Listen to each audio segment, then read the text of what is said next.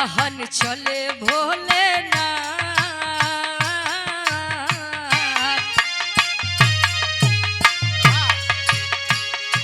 ब्याहन चले भोलेनाथ बाजेला हिमालय पे बजनवा ब्याहन चले भोलेनाथ बाजेला हिमालय पे बजनवा ब्याहन चले भोलेनाथ बाजेला हिमालय पे ब्याहन चले भोलेनाथ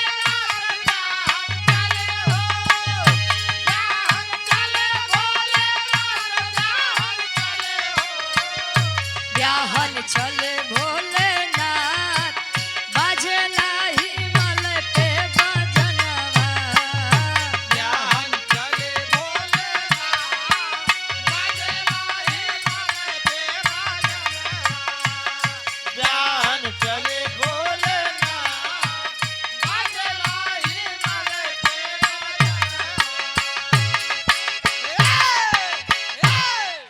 कहे ब्याहन चले भोलेनाथ तब बाजेला हिमालय पे बजनवा वाह पहले भगवान भोलेनाथ अच्छा प्रेम विवाह वाह प्रेम हर युग में चलता आया है। वाह सतयुग में भगवान भोलेनाथ माई पार्वती के प्रेम सती जी के प्रेम त्रेता युग में राम जी माई सीता जी के प्रेम वाह द्वापर में कब हो और कलयुग में तो प्रेम हदे पार कर दी है। वाह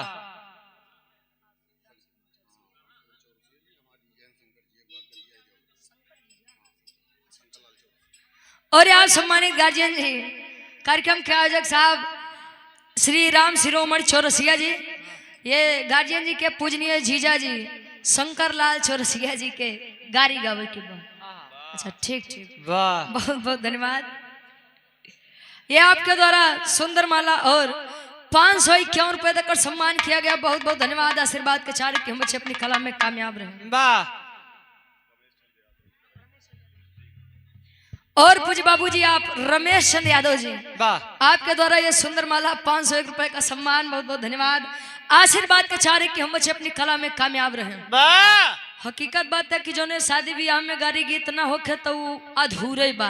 वाह गारी गीत दुए जगह के तो बड़ी अच्छी लागत है गुरुजी। कहाँ कहाँ एक ससुरारी एक सरकारी। वाह दरोगा साहब से गाड़ी खोई हैं तो वो नहीं बताई ससुरारी में गाड़ी खोई हैं तो नीचे मुड़ी कह के केवल मुस्कुराई हैं। काकी माई जे के नहीं जानती तो ले वो टोपिया हवा वाला है कोटिया वाला है वाह वो अपन केवल लहान बैठा जाते कहो। कवि जी लिखते हैं निहार भगवान भोलेनाथ तैयार हुए विवाह के लिए। अच्छा नारदो जी बड़ा अजीबर हैं गुरु जी। वो बेचारू जब लियाई के गए ना राजा हिमांचल के कहे ए भैया जितना दूरी दिखात भाई केवल लइकवे के धन संपत्ति बा। वाह हिमांचलो जी बड़ा प्रसन्न भइल जले भगवान भोलेनाथ को देखो कहे का यार हमरे बिटिया के है नहीं रही यहाँ भी यहाँ करवावे बदे। नारद जी कहे पहले इनकर खासियत जाना वाह इनके लोग ऐसे ने नहीं देव के देव महादेव कहते वाह बड़ा दयालु हैं। कैसे अंतरा के पहले अंताल में कवि जी लिखत है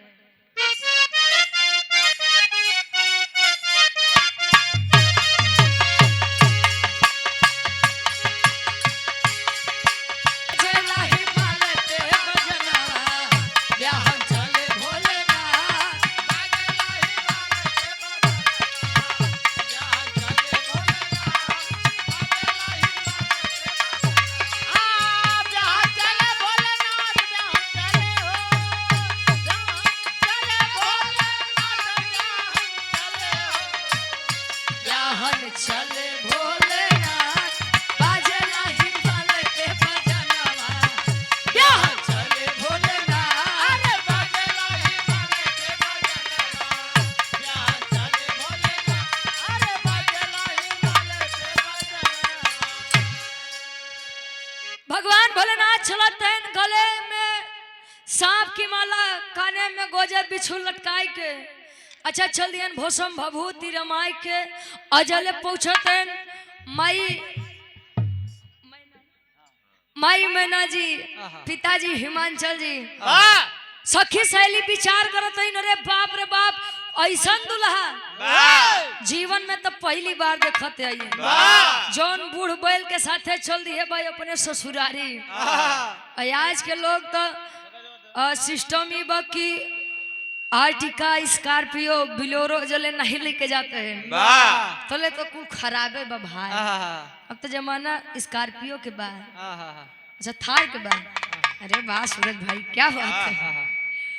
अच्छा चलत भसम भभूति रमाई के विचार करते लोग माई मेहनत देखते मन बेहोश हो गए। अरे बाप रे बाप हमरे बिटिया के करम फूट गए का मार बिटिया के पसंद कैली है भाई।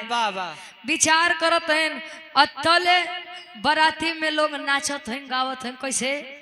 और पुनः से हमारे बड़े भाई सोनू यादव जी कंदला मवैया लच्छागिरी हंडिया प्रयागराज से 1100 रुपया बहुत बहुत धन्यवाद आशीर्वाद के चार के बच्चे अपनी कलम में कामयाब रहे।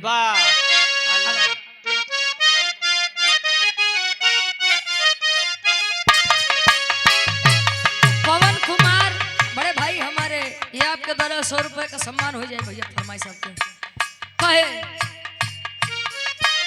चले भूतनाथ कई के नंदी के सवारी चले भूतनाथ कई के नंदी के सवारी चले भूतनाथ कई के नंदी के सवारी नाचत डाइनी आता चलली बराती नाचत डाइनी आता चलली बराती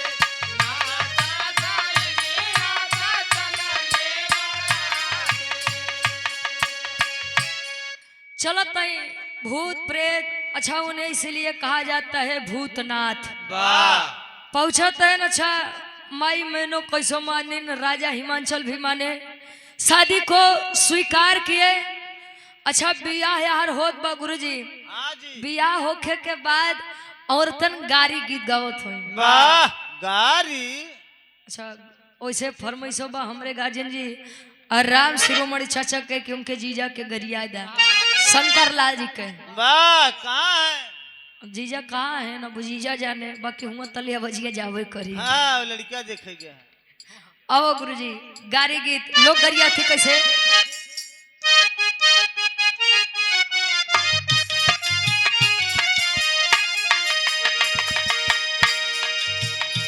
तो है गारी तो है गारी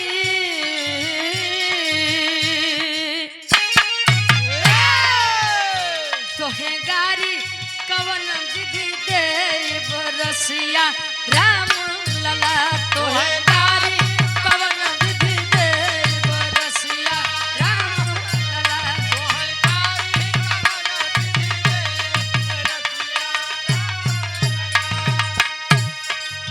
कहे तो है गारी कवन विधि दे बरसिया राम लला। जीजा के नाम शंकर लाल बना कांगन चाचा कहे कैसे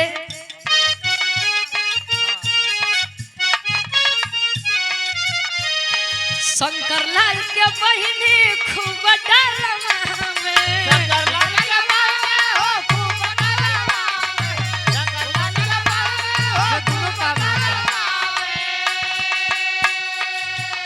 वहाँ देवो के देव महादेव जी यानी शंकर जी के गाड़ी गीत होत बा वैसे बड़ा बढ़िया जोड़ बा। वहाँ शंकर जी के गाड़ी होत बा यार शंकर लाल जीजा के गाड़ी होत बा। अरे शंकर लाल के बहिनी अरे खूब डालवा में हाँ हो गाड़ी ऐसा होकर जवन अश्लील ना लेकिन रसील होकर बात का डलवा अरे झुलुहा कहे झुलुहा कदमवा के डार रसिया राम लला कहे झुलुहा कदमवा के डार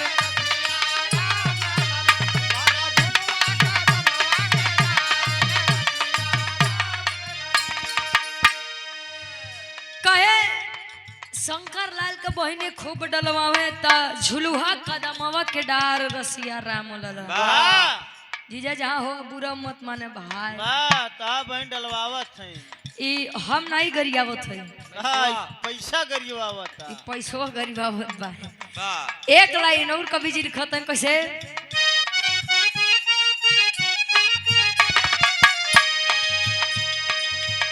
अरे शंकर लाल के बहिनी खूब मी जमावे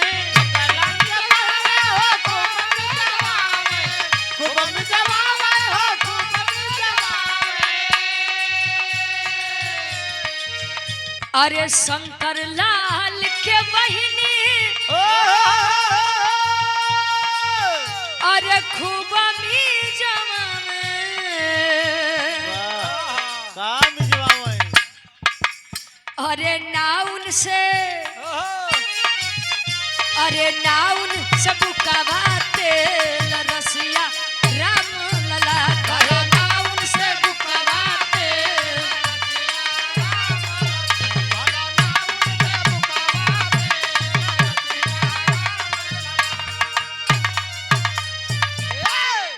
और आप आकाश लाइट सिस्टम पता बरेपुर मऊआइमा से जो यहाँ पर लगा हुआ है अच्छा है ये हमारे बड़े भाई के द्वारा 50 रुपए का सम्मान बहुत बहुत धन्यवाद इत गारी गीत रही हमारे गार्जियन जी के भाई फरमाइश रहे विवाह में गारी गीत होखे के भी चाहिए अब नहीं और मत गरीब आवा उतने जितने निक लागे कोनो चीज अति न करे के चाहिए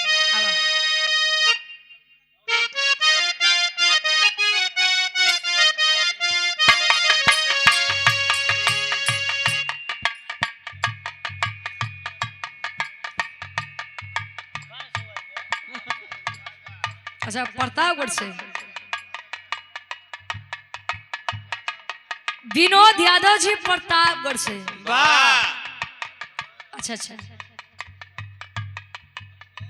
बहुत बहुत धन्यवाद बा आशीर्वाद के चारे कि हम अपनी कला में कामयाब रहे चले भूतनाथ कई के नंदी के सवारी नाचत डाइनिया के चलले बाराती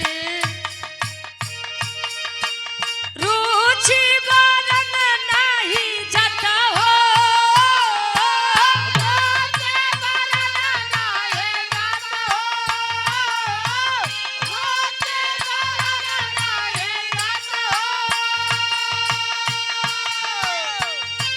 अरे रुचि बरन नहीं जा अरे बाजे लाही मल पे बजनवा क्या हंस